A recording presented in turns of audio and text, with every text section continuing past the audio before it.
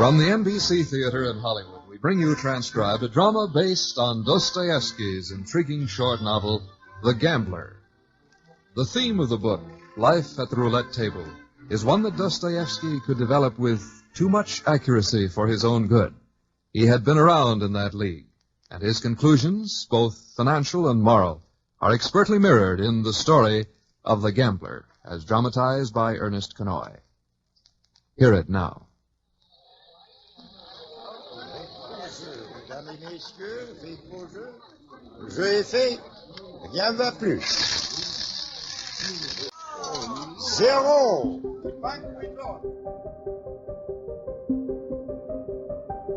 We arrived at the German town of Roulette in the early evening. The General, his niece Paulina Alexandrovna, and myself. Alexei? Yes, General? Here are 2 banknotes. Take them to the hotel desk and change them into German thalers. They will think we are millionaires and treat us accordingly. Yes, General. See that we receive the best rooms, and make sure you are suited. Tell them you are the tutor in my family, and not to take you for a mere servant. Yes. And send another telegram to Moscow. Another? We sent one just yesterday. Idiot, do as I say. Shall it be the same message? I don't care. I just want to know when she's dead. That old witch will outlive us all. Shall I call her Granny in the telegram? Yes. Now hurry. Paulina. Yes, Uncle. We are to meet Monsieur de Gros at the hotel. You will kindly look your best. I'll try. I'm not used to being considered collateral for your loans. That will be enough. Well, what are you waiting for, Alexei? Jump! Alexei. At your service, Paulina Alexandrovna. Don't be formal. Have you got the money? Those diamonds I gave you were worth 2,000. The proprietor of the pawn shop gave me 700 for them. Only 700? The thief. It's not enough. I must have money, Alexei. I can't wait for Granny to die. Is she very ill? We've been waiting for her to go for 6 months. I'm only her grandniece, but I'm sure she'll remember me in her will. I suppose in the meantime the General has borrowed heavily from the Frenchman. Very heavily. I noticed he asked after Granny. He must be waiting for her to go so the General can pay off. When he finds out I'm in the will, he'll be after me. Alexei, I'm not sure whether I shall marry him or not. How can you talk that way? Would you really marry the highest bidder? It does annoy you. Here, take these 700 florins. But they're yours. But of course they are. Take them to the casino. Go and play. Win as much as you can at roulette. I must have money.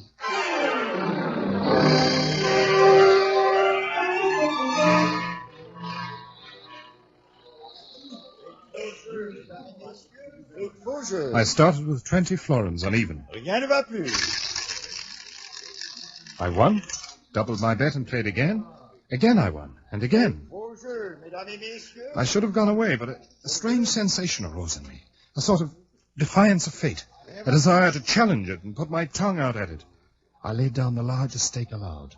4,000 florins. Rien ne va plus.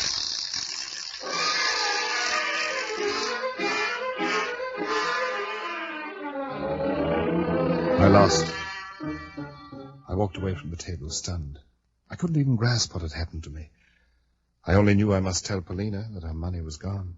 Gone? All gone? Completely. The Frenchman met me in the corridor, told me he's waiting to escort you for a walk. Let him wait. He seemed pleased. He should be. The General is completely mortgaged to him. If Granny doesn't die, he gets everything. Paulina, don't you think it's funny to keep sending telegram after telegram asking, is she dead? Is she dead? What are you so pleased about? Losing my money? Why did you give it to me to lose? I told you I can't play for anybody else. Listen, when I play for myself, I'll give you all the money you need. I'm convinced I shall win. As soon as I begin playing for myself, I shall win. You're positive? I must win. I must, and so I shall. Alexei, you are an unstable person not to be relied on. Besides, what do you want money for? And you? Do you owe the Frenchman money? You're very impertinent today. Are you drunk? Paulina, I'm your slave. It's a fact. It doesn't depend on me. Why do you want money? If I had money, then it would be different. Then I wouldn't be a slave. I wouldn't even be a tutor. Then you'd look at me, Paulina Alexandrovna. I wouldn't have to stand and listen while the General reads me a lecture in front of strangers. If I wanted to pull the Frenchman's nose, I'd pull his nose. Alexei, you're a milksop. Now I know I'm nothing in your eyes. I have no hope. Why and how I love you, I don't know. I can't even tell if you're pretty. You certainly haven't a good heart. Is that why you believe you can buy me with money? When did I say that? What else did you say? You talk so much it don't make sense. You're an imbecile, Alexei. Someday I shall kill you, Paulina. I shall kill you. Not because I cease loving you, but because I have an impulse to devour you. Don't laugh. I lose self-respect in your presence, Paulina. I humiliate myself, and I don't care. You're a chatterer, Alexei. Your eyes may be fierce and bloodshot, but it isn't through anger. It's because you guzzled too much wine with dinner.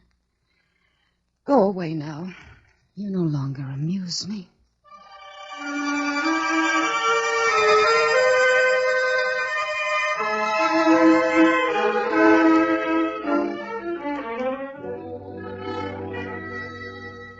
I walked on the promenade, and under the row of chestnut trees I met an Englishman who'd been introduced to us some time before. A Mr. Astley, enormously wealthy and a gentleman in that bloodless, soft-mouthed English way. I know he was attracted to Paulina. I used to torture myself placing imaginary bets over which she'd finally choose. Legru, the Frenchman who held the general's mortgages, or Astley, the Englishman. We spoke of Paulina, and I took a devilish delight in shocking him. May I remind you, sir, you were speaking of a lady? Yes, a great lady. And everybody's interested in her. That's why they're worried about Granny. About whom? Granny, the old witch in Moscow who won't die. They expect a telegram every minute. Everything depends on Granny's will. Oh. The general pays his debts to the Frenchman. And then Miss Paulina will be free, is that it? De Greux will get his money. Do you think that's all he's waiting for? If Granny dies, Paulina gets a dowry. And as soon as she gets the dowry, she'll throw herself on his neck out of pure perversity. Women are like that. Oh. Alexei! Who's that? I heard someone shout my name. It's over there on the hotel steps. Some woman in an armchair. Oh. Yes, I suppose it is rather funny. They must have carried her up from the station in that armchair. You don't understand. Is there anything wrong, Alexei? Wrong. Everything's wrong. It's the funniest thing I ever saw.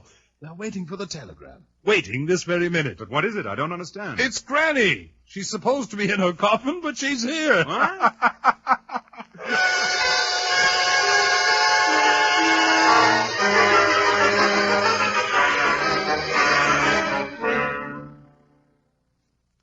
Well, Alexei, can't you welcome me? Can't you say hello? Have you grown too proud to say hello to old Granny? No, of course not. They buried me, didn't they? They sent telegrams to see if I was dead yet. I knew all about it, but I'm alive. Alive and kicking. I was only surprised, ma'am. Why, I just got into a train and came. Very comfortable. Have you been for a walk, Alexei? Yes, to the casino. The general is in the hotel? Oh, yes. He's there now. I'm told he keeps a carriage. That's a Russian for you. Spends all his money when he goes abroad. Kellner! Kellner! Yes, madame. At your service, princess. I never was a princess. Had a cousin who was. Here, you. Get me a good room not too high up. Yes, princess, of course. Here, Adolphe, Rudy, take the bags and carry them up. Who is this with you, Alexei? Mr. Astley, an acquaintance of the general's. English, huh? You know how I can tell? He stares at me and keeps his mouth shut. I like Englishmen, though. Here, you porter, pick up my chair. Nuisance. Can't walk. I suppose that isn't so bad for 75. Carry me upstairs immediately. I want to see the general.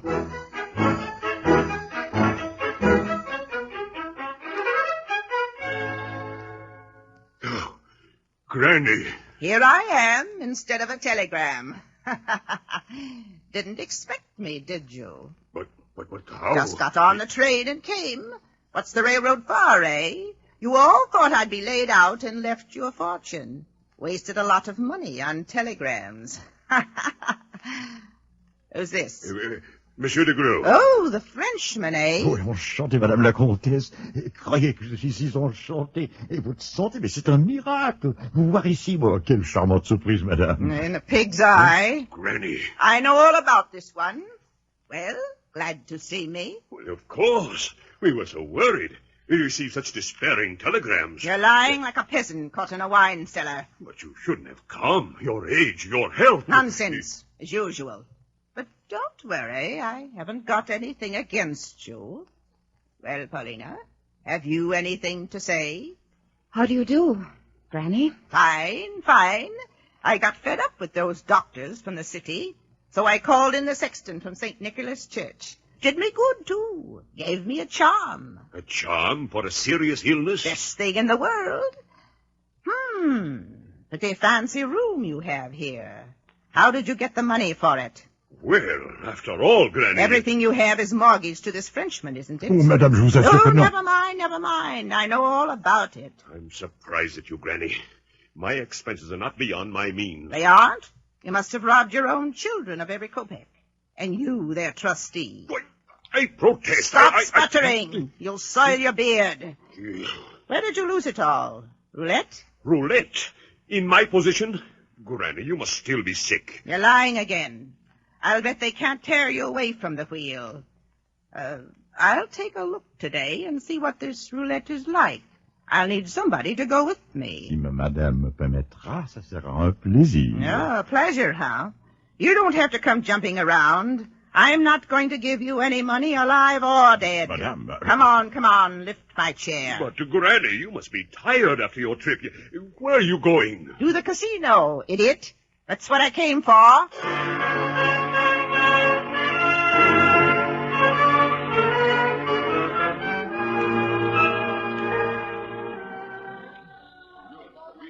Our visit to the casino was a triumph.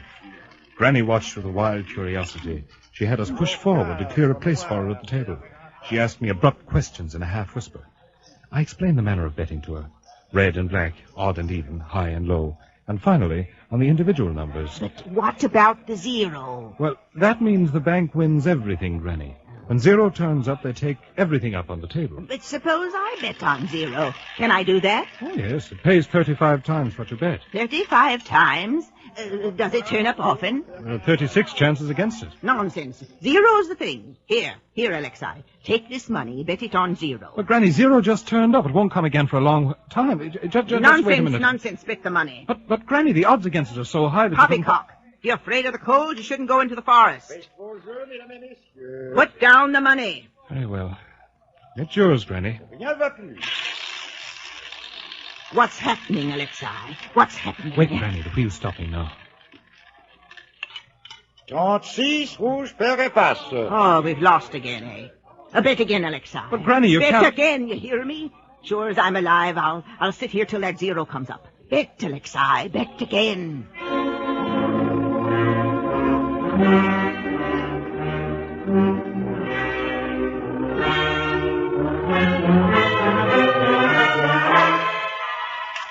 She stared with feverish eyes at the little ball dancing on the spokes of the turning wheel. She lost again, and again. She thumped the table with her fist when the croupier announced another number. Bet again, Alexei. Hurry, he's going to turn it. Don't dawdle, bet on zero. The good Lord himself put zero into my head. It will come, don't you worry. It's slowing down now, Granny. There. Zero. Zero. You hear that? Zero, Alexei. Bet again.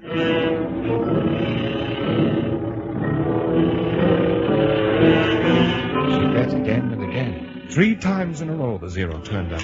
It was incredible, unbelievable. I was a gambler myself. My head swam. My legs trembled. The stack of chips in front of Granny grew and grew. Now she bet on red. Once, twice, 3 times the red turned up. And then at last she turned to me. 12,000 altogether. Alexei, pour the gold into my purse and put away the notes. That's enough. Home. Wheel my chair out.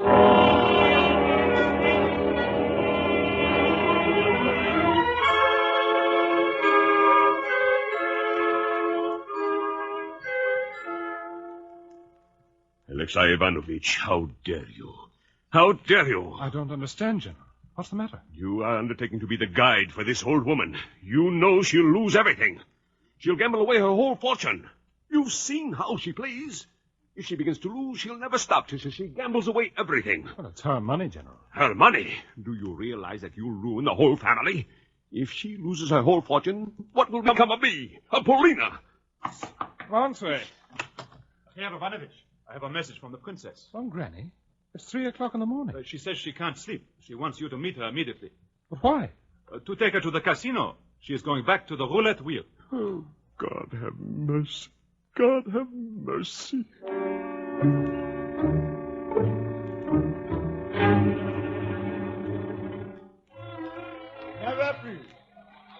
They were expecting her. Already the croupiers and officials looked upon Granny as their prey. Then, just what we expected happened. 4 times Granny bet on 0, then 4 times on the red. And lost. Bet again, Alexei. Hurry. But Granny, it's so much. What if red doesn't turn up? Hold your tongue. Here. Bet this on the red. Le jeu est fait, rien va plus. Red, come on. Red. 0. 0. Granny, we lost again. Holy saints, it turns up now. Why didn't we bet on it? It's your doing. You talked me out of it. Granny, I talked sense to you. I can't help luck. Oh, luck. I'll give you luck. Go away. Get out. Get away from me. No. Stay here. Oh, what do we do next? I'll win it back. I know I'll win it back.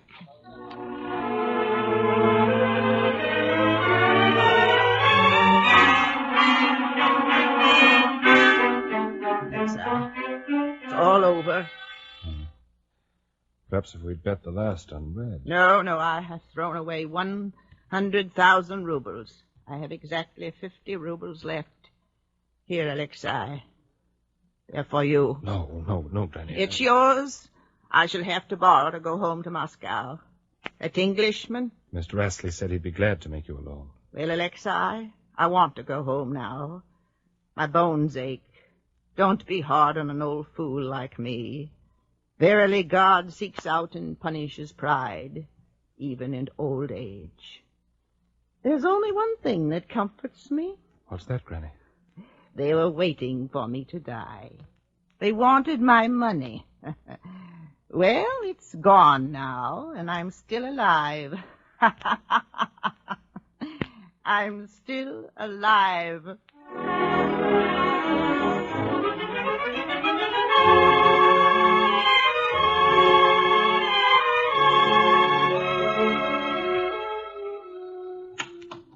Alexei? What are you doing in my room? Granny's gone, isn't she? Yes. Then you must help me. I? I've received a note from the Frenchman. He knows Granny lost everything. He's foreclosing. Oh, that's the General's worry, isn't it? 50,000 of it is mine. You don't understand. De Grue offered to forgive him 50,000 francs so that I could sue for it. Well? I can't take it from him. If only I could fling the 50,000 in his face. But you were thinking of marrying him. But now when I have no money, when I have no prospects, I can't. Alexei, you said you loved me. I'll kill him. I'll fight him in a duel. Don't talk romantic nonsense. But where can I get 50,000? Perhaps borrow it from Mr. Astley. I thought you would understand. I've come to you for help. To you.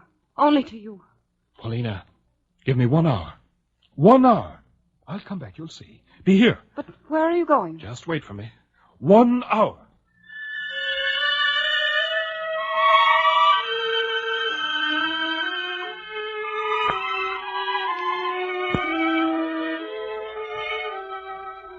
It was 10:15.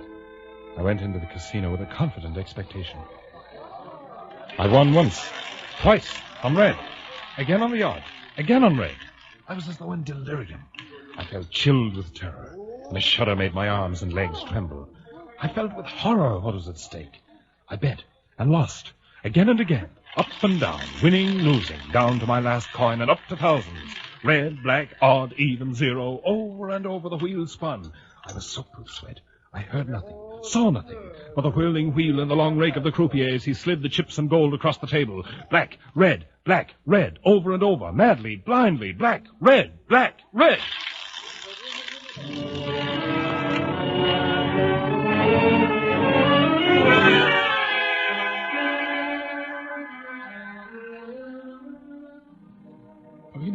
Paulina, look, gold, Florence, Friedrich Doll. Look, I've won 200,000. Look at it. Gold. I see it. Paulina, here. Here, 50,000 for you. 50,000. Throw it in the Frenchman's face tomorrow. You're free now, Paulina. If you like, I'll take you away early in the morning. What is it, Paulina? What is it? Why are you laughing at me? Answer me. I won't take your money. Why? Why not? I won't take money for nothing. I offer it to you as a friend. I offer you my life. You give too much. De Greu's cast-off property is not worth 50,000. How can you talk to me like that? Am I like him? Am I a de Greu? I hate you. Yes, you're like him. You're all like him. Paulina, listen to me. What is it? Something changed? I want to help you. I love you. You want to buy me for 50,000 as he did. No, Paulina, no, I am sick of it. I'm sick of the pretense. Paulina, I love you. I've always loved you. Very well. You still want to give me 50,000? Yes. You haven't changed your mind? Here it is, in notes and gold. Very well. It's mine now, isn't it? Yes. It was always yours. Well, here are your 50,000. Back!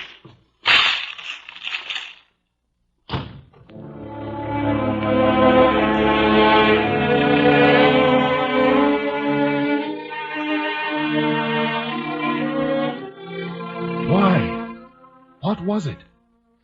Why did she do it? Was it wounded pride? Despair at having brought herself to come to me? I loved her. She knew I loved her, and yet she despised me. Why? Why? I found out she went from my room direct to Mr. Astley, the Englishman. She is ill, and that is all I care to say. She's really with you? Yes, and I intend to keep her. I congratulate you, Mr. Astley. I presume you'll be going to Paris now. What for? All Russians who have money go to Paris.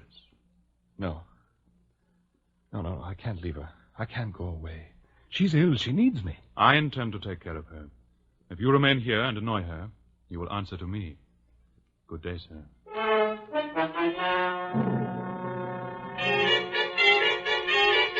Of course, I went to Paris. There was a girl named Blanche. And in 3 weeks, my money was gone. 200,000. When I left, she even cried a little and told me to come back. If I won again.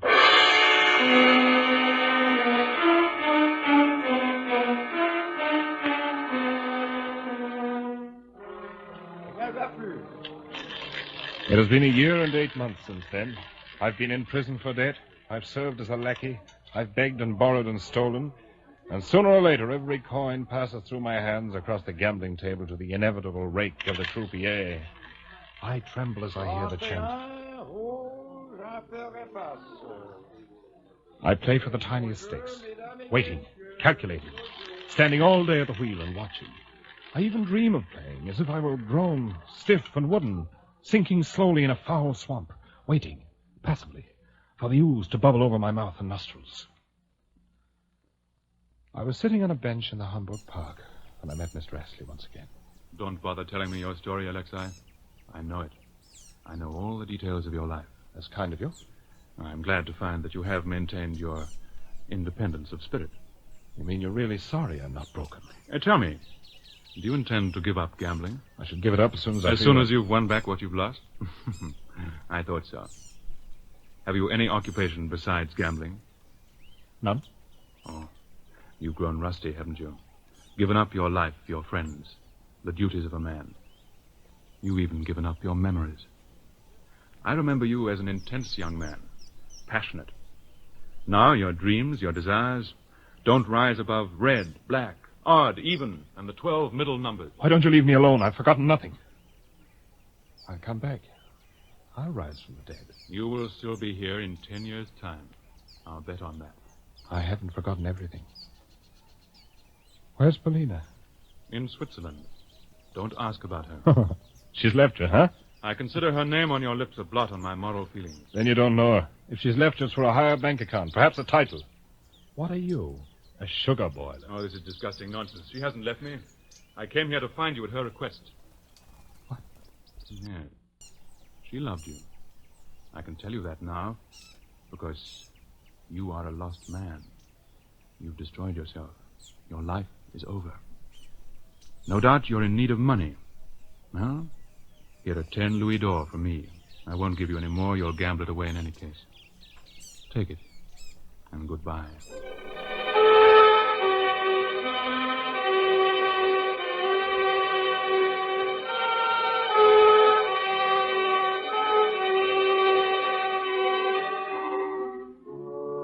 wrong. He's wrong. Switzerland. I must start tomorrow. She still loves me. He said so. I must begin again. Rise again. I must show them. Let Paulina know I still can be a man. I've only to go and see her, but... it's too late tonight. Tomorrow. That's it, tomorrow. But tonight I have 10 louis d'or. I've begun with less than that. In 1 hour, I can transform my destiny. Oh, yes. It'll be different tonight. All I need is courage. Sometimes your last coin turns the trick. Bet your last coin and you walk away a rich man. Tonight, I know I shall win.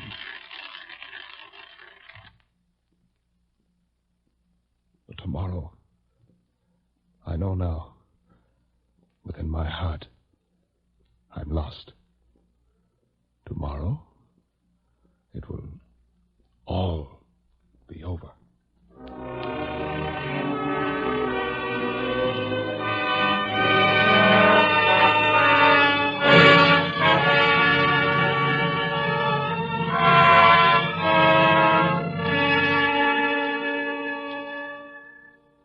You have heard a dramatization of The Gambler by Dostoevsky, as adapted for radio by Ernest Kenoy. In tonight's cast, the croupier was Ramsay Hill, Alexei was Dan O'Herlihy, the general was Nestor Paiva, Paulina was Georgia Ellis, Mr. Astley was Scott Forbes, Granny was Noreen Gamil. Your announcer, Don Stanley.